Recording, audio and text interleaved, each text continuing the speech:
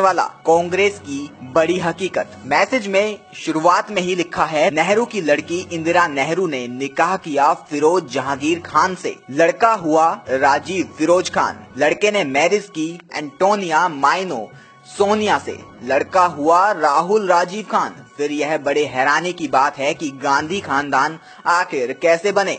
आइए जानते हैं। कांग्रेस का जन्म आज से 132 साल पहले अफगानिस्तान में हुआ था। गाजी खान ने अंग्रेजों के साथ मिलकर यह पार्टी बनाई थी। आपको बता दें, गाजी खान के 3 लड़के थे। सबसे बड़ा फैजल खान, दूसरा सलीम खान और सबसे छोटा मोइन खान, यानी बाद में हिंदुओं को भारत से मिटाने के लिए बना नकली हिंदू मोतीलाल नेहरू। पहला फैजल खान एक बीमारी की वजह से 14 साल की उम्र में ही मर गया। दूसरा सलीम खान शादी के बाद कश्मीर में रहने लगा। आपको बता दें, उसी सलीम खान के वंशज की औलाद आज कश्मीर में फारूक अब्दुल्ला और अमर अब्दुल्ला है, जो कांग्रेस के साथ है। अब बात आती है गाजी खान की। गाजी खान ने चुनाव लड़ा पर कभी जीता नहीं। गाजी खान के मरने के बाद तीसरा मोइन खान फायदे के लिए हिंदू बनकर अपना नाम मोतीलाल नेहरू रख लिया, पर वो भी कभी चुनाव नहीं जीता। तीसरा उसके बाद मोतीलाल की औलाद जवाहरलाल नेहरू ने जिन्ना के साथ मिलकर रणनीति बनाई कि जब अंग्रेज 1947 में देश छोड़े तो देश का बंटवारा करके जिन्ना को पाकिस्तान का पीएम बनाया जाएगा और नेहरू को इंडिया का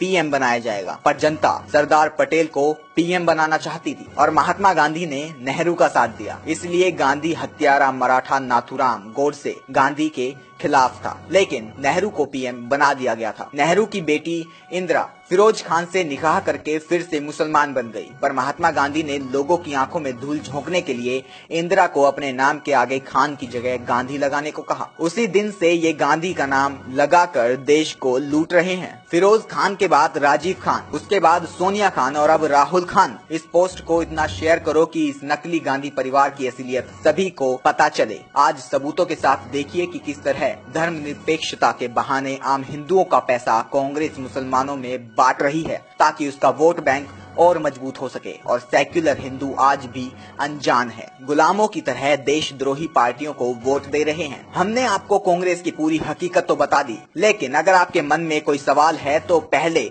हमारे इन सवालों का जवाब जरूर दें। जब पाक अधिकृत कश्मीर बना तब सरकार किसकी थी? जब मुंबई पर हमला हुआ तब सरकार किसकी थी? जब चाइना में जमीन हड़पी तब सरकार किसकी थी? जब वीर सैनिकों के सर काट के पाकिस्तान ले गए तब सरकार किसकी थी? बोफर्स का घोटाला हुआ तब सरकार किसकी थी? सैनिकों की वर्दी का पैसा खा गए वो सरकार किसकी थी? सरदारों का कत्ले आम किया वो सरकार किसकी थी? शिमला का समझौता कर देश बेशकीमती जमीन पाक को दे दी गई तब सरकार किसकी थी? आसाम में हिंदुओं का खून बहा तब सरकार किसकी थी? कश्मीर पंडितों को मारा गया तब सरकार किसकी थी? कॉमनवेल्थ का घोटाला हुआ तब सरकार किसकी थी? कोयला घोटाला हुआ तब सरकार किसकी थी? 2G का घोटाला हुआ तब सरकार किसकी थी? दूरदर्शन के लोगों से सत्यम शिवम सुंदरम हटाने वाली सरकार किसकी थी? भारतीय मुद्रा से सत्यमेव जयते हटाने वाली सरकार आखिर किसकी थी? वंदे मातरम का अपमान किया,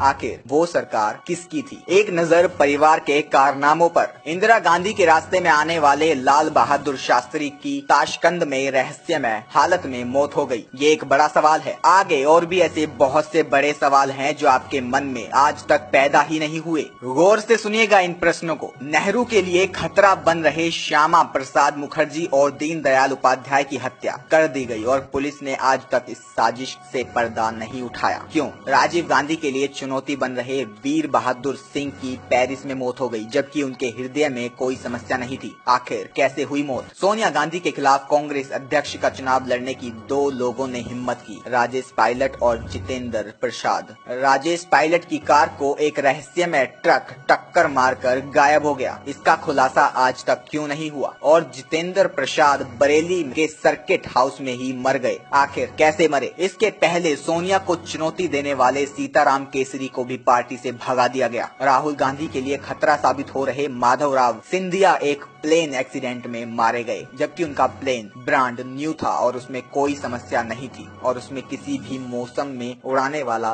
सिस्टम भी लगा हुआ था। कांग्रेस और विदेशी कंपनियों के लिए खतरा बन चुके राजीव दीक्षित की मौत हो गई। मृत्यु के बाद उनका शरीर काला पड़ गया, जो केवल जहर या करंट देने के बाद होता है। राजीव भाई की मृत्यु की खबर किसी भी मीडिया चैनल ने नहीं दिखाई। आखिर क्यों? मित्रों, आखिर इतने पवित्र परिवार को किस देवता का आशीर्वाद मिला हुआ है जिससे कि जो भी इनके अत्याचारों के खिलाफ आवाज उठाता है या रास्ते में आता है उसकी रहस्यमय हालत में मौत हो जाती है। संविधान की धारा 30A के तहत विद्यालयों में गीता रामायण पढ़ाना प्रतिबंधित है। मदरसों में कुरान और ईसाइयों में बाइबल पढ़ने की छूट क्यों है? मंदिरों और तीर्थ स्थानों के चढ़ावे पर सरकार 70% हक लेती है और उसके साथ साथ सरकारी अनुदान भी। आखिर क्यों? बाबा अमरनाथ की यात्रा पर सरकार को टैक्स, लेकिन हज यात्रा पर सब्सिडी। आखिर ऐसा क्यों? धर्मनिरपेक्षता को मारो। इच्छा है तो इस मैसेज को आगे बढ़ाओ, वरना खुद को हिंदुस्तानी मत कहलाओ। भारत माता की जय। वंदे मातरम। वीडियो एडिटर पुष्प